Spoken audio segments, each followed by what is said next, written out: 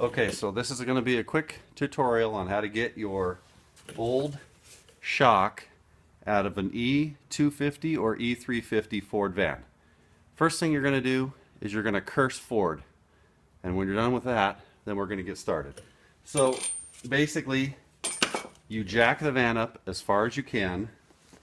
Make sure you put your, I can't even think what they are, jack stands under the frame so that you can lower and give yourself plenty of room to work with.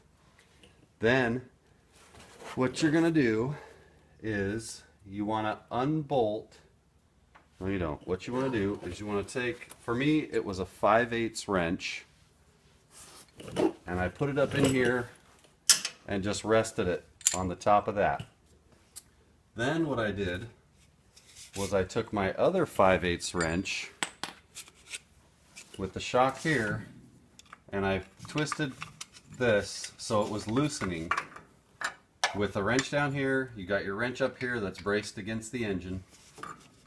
You're loosening until you can get a sawzall in there. Just enough room to get a sawzall in there, you cut that off. Once you've cut the top off, then you unbolt the bottom.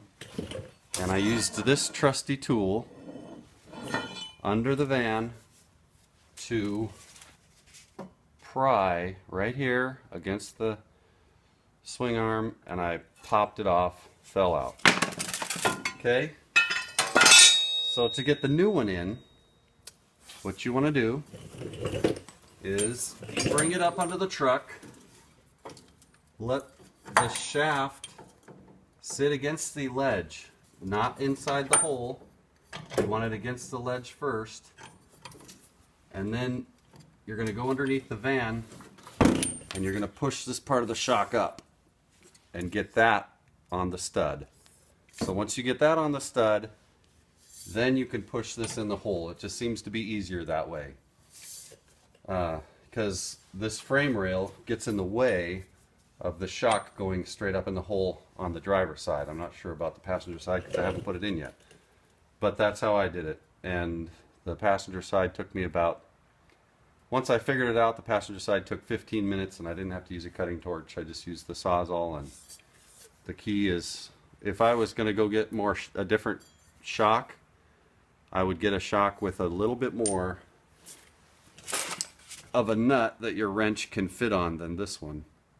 So on the other side, when I installed this shock to tighten it, I put my top bushing up there, the washer, and then the nut, and I put my wrench on it.